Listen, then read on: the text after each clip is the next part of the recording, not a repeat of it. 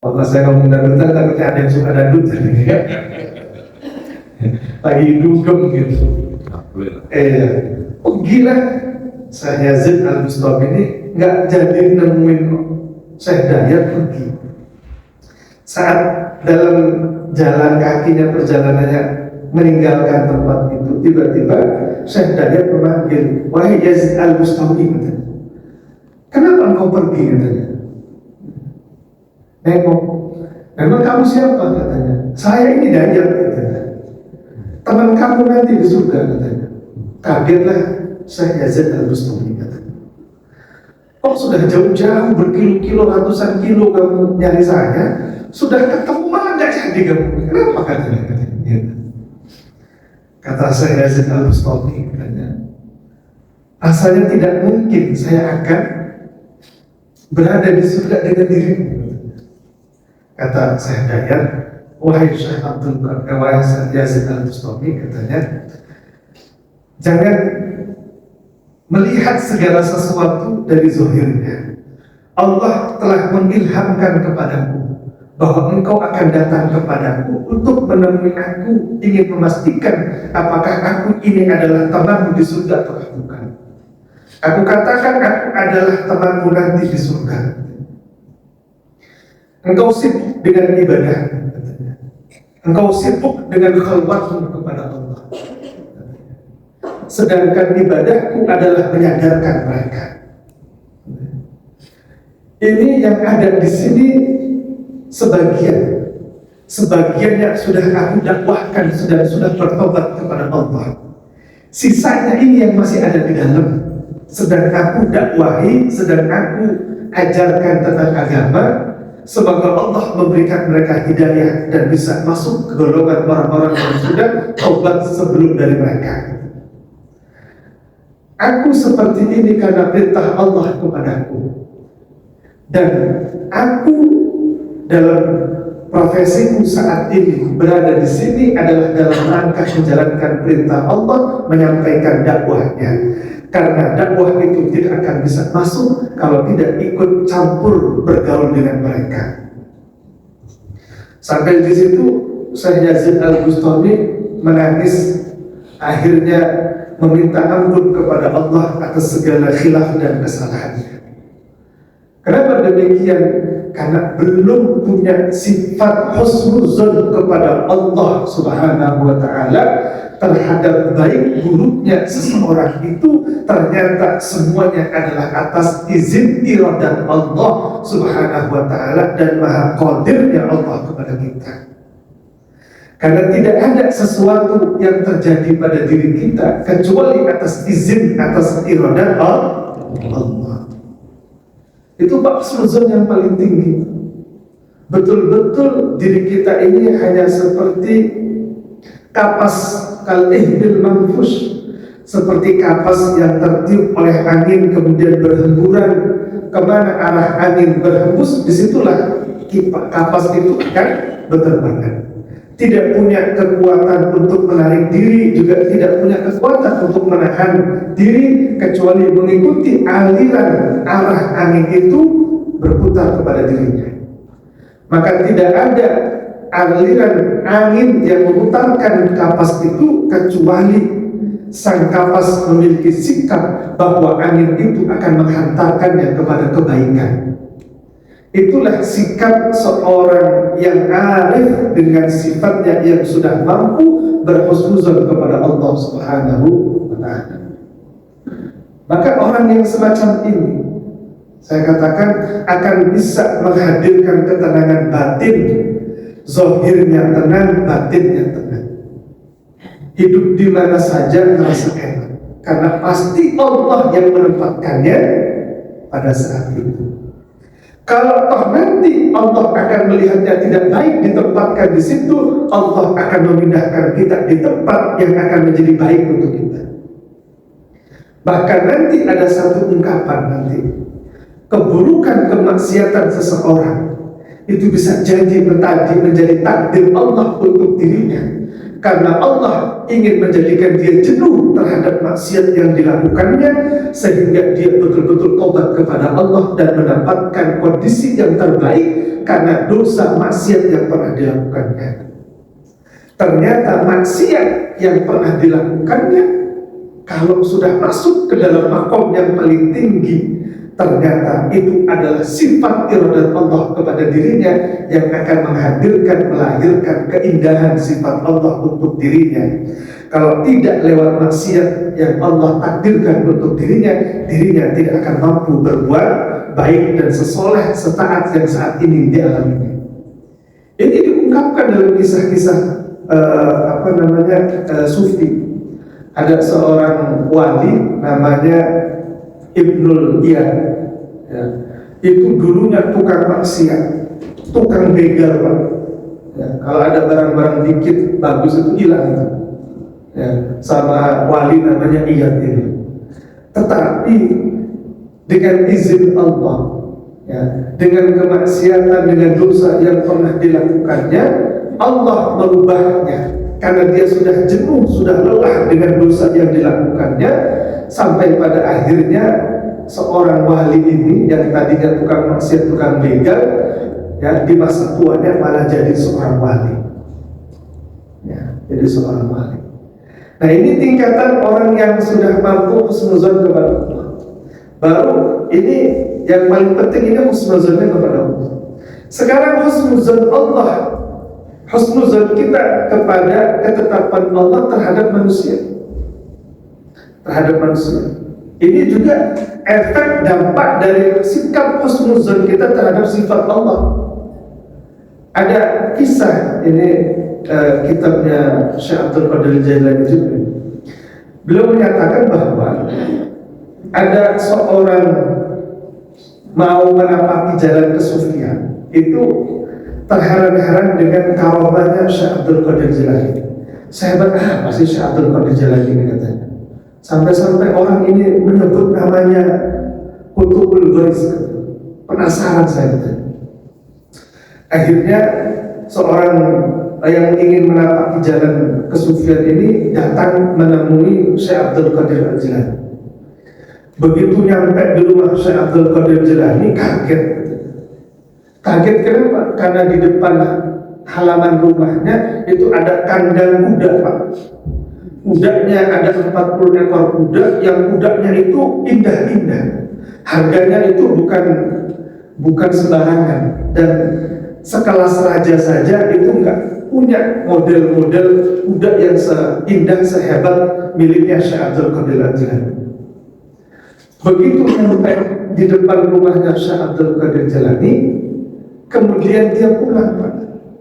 Nggak mau nginep di rumahnya Syekh Abdul Qadir Jailani, padahal sudah disiapkan tempat penginapan bagi tamu-tamu. Kata Syekh Abdul Qadir Jailani, nginep saja di sini. Saya sudah sediakan tempat bagi musafir atau para tamu, katanya. Sudah saya siapkan. Oh tidak, terima kasih, katanya. Dalam hatinya bergumam, ada wali yang kayaknya kayak gini, katanya. Ada wali yang kubur dunianya kayak gini, katanya. Udah itu paling 1-2, ini 40 ekor, katanya. Lah, duitnya berapa, katanya. Dan sulit mencari kuda-kuda kayak gini. Tapi Syekh Abdul Qadir nggak ini. Itu gumamannya dalam hati. Akhirnya dia cari tempat di sekitar rumah Syekh Abdul Qadir Jailani, di tetangganya, nginep di situ. Dalam saat nginepnya itu ternyata dia kena penyakit. Sakit di situ, diobati oleh beberapa tabib, dokter.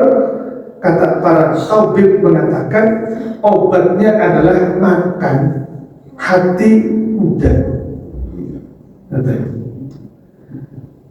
Obatnya ada pada hati kuda. Semakin banyak dia makan hati kuda, maka itu akan memperbaiki menyembuhkan penyakitnya, memperbaiki tubuhnya. Lalu dia mencari kuda sebagaimana yang disebutkan oleh dokter tadi, tabib tadi, ciri-ciri kudanya. Sampai-sampai nggak ketemu-ketemu, lalu tetangganya itu menyarankan, yang punya ciri kuda yang seperti ini kayaknya ada di kandangnya Syekh Abdul Qadir Jilani. Coba engkau datang temui beliau. Mudah-mudahan saja beliau mau memberikannya untukmu sebagai obat. Lalu dengan penuh kepasrahan karena sudah nyari kuda sebagai sebetulnya gak ketemu-ketemu, datanglah ke Syekh Abdul Qadir Jilani. Kemudian menceritakan kalau dirinya kena penyakit tidak bisa sembuh kecuali kata dokter makan hati kuda. Kata Syekh Abdul Qadir Jilani, wahai saudaraku, katanya, kuda-kuda ini belum lama aku beli, katanya. Karena aku tahu, katanya, akan datang seorang tamu, yang tamu itu akan mendapatkan satu penyakit, yang penyakitnya hanya bisa disembuhkan dengan makan hati kuda. Lalu aku beli kuda-kuda itu agar aku bisa memberikan hati kudanya untuk orang yang sedang sakit itu.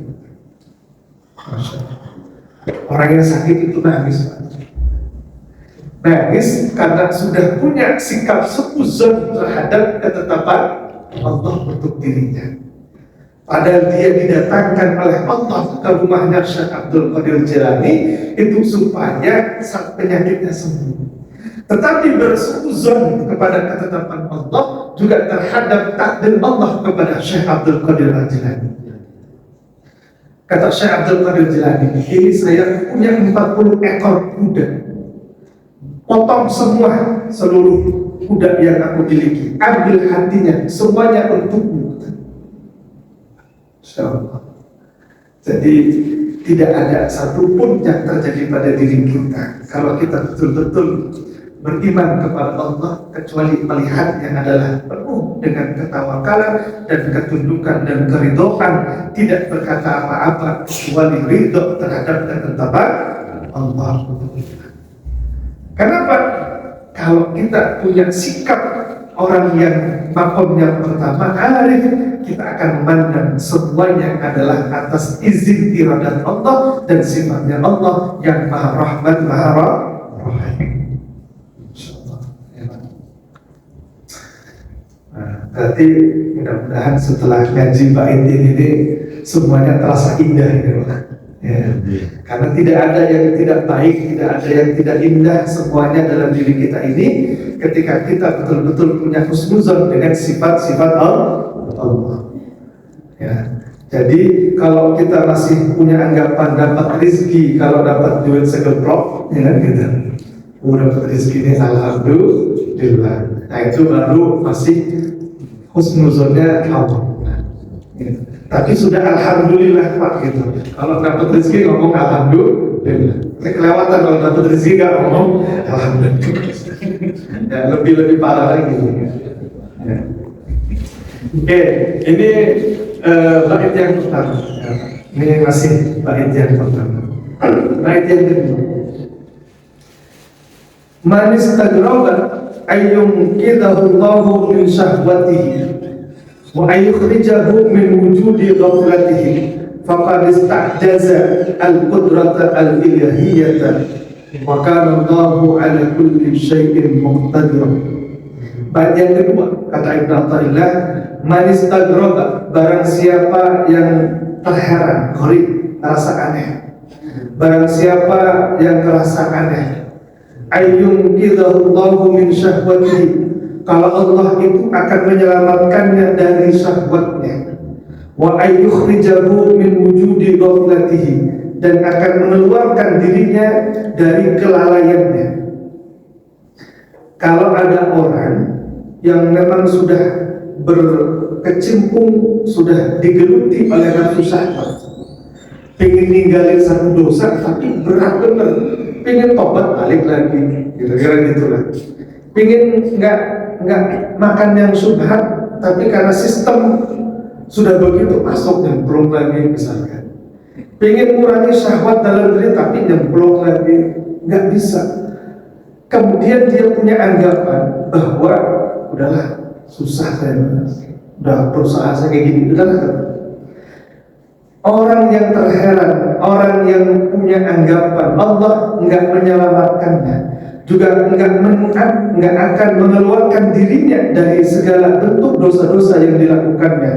Faqad istajaza al-qudrata al-ilahiyah, maka dia menganggap lemah kekuasaan Allah. Gitu.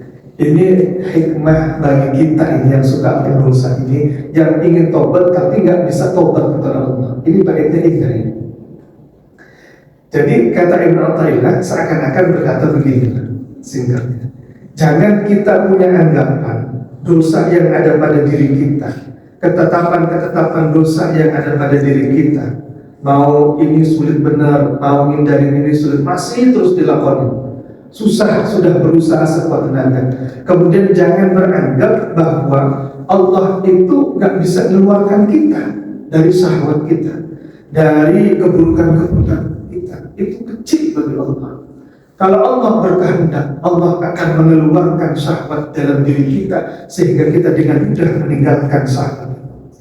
Kalau Allah berkehendak atas diri kita, Allah mampu dengan mudahnya mengeluarkan kita dari sistem yang ada, kemudian menempatkan kita di tempat yang paling tinggi dan tempat yang sistemnya jauh lebih baik daripada sebelumnya. Semuanya adalah mudah bagi Allah. Tetapi bagi orang yang memiliki pandangan, keyakinan, perasaan bahwa dia sulit akan keluar dari dosa, sulit akan keluar dari segala bentuk-bentuk kekhilafan, maka dia menganggap bahwa kuasa Allah itu lemah. Berarti dia punya sikap suuzon kepada Allah, bahwa Allah itu nggak mampu membalikkan yang buruk menjadi baik, yang baik menjadi buruk. Ini juga masuk kategori, saya katakan, makom yang cukup tinggi. Di antara setinggi-tingginya para wali, kalau belum punya kedudukan seperti ini, kewaliannya belum sampai wali-wali yang khas, belum. Karena wali-wali yang khas itu adalah di samping dia punya keyakinan, dia juga bertawakal kepada Allah sepenuh-penuhnya. Allah itu maha iradah kepada dirinya. Bisa jadi ada orang yang di awal-awal kehidupannya penuh dengan ketaatan, tetapi di akhir hidupnya Allah menghendaki untuk dirinya menjadi orang yang su'ul khatimah atau berbuat dosa atas iradat Allah.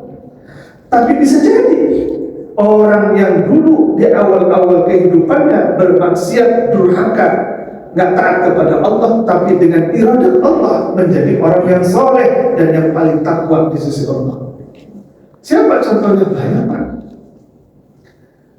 Sampai itu namanya Umar ibn Khattab. Kayak gitu. Kan banyak kisah-kisah yang sahabat-sahabat yang masuk Islam di masa tuanya. Gitu. Ada lagi orang yang dari kecil, dari muda sudah taat kepada Allah, tapi di akhir hayatnya juga enggak baik. Namanya Kibar Siso. Itu pernah saya ceritakan juga. Kalau kita punya makom yang paling tinggi, itu tidak akan melihatnya dengan suuzon atau dengan keburukan. Semuanya adalah atas iradat Allah. Ketika Allah menghendaki Umar ibn Khattab masuk Islam di masa tuanya, karena Allah itu ingin memberikan iktibar kepada kita.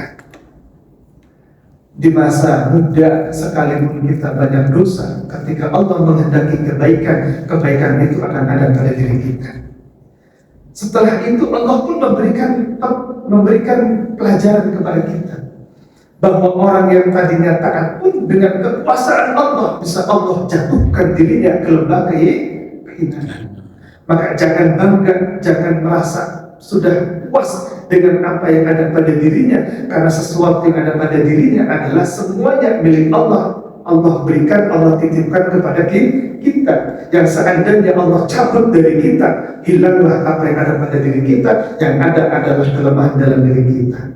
Maka dua iktibar ini diperumpamakan, disebutkan oleh Allah untuk kita, agar kita punya sikap di tengah-tengah. Apa itu? Kita tidak melakukan dosa di awal-awal kehidupan kita, dan kita bertawakal di akhir-akhir hidup kita. Nah, itu pelajaran penting dalam sifat husnuzon kita kepada Allah Subhanahu wa taala. Nah, yang berikutnya saya bacakan ayatnya. Kata Ibnu Athaillah,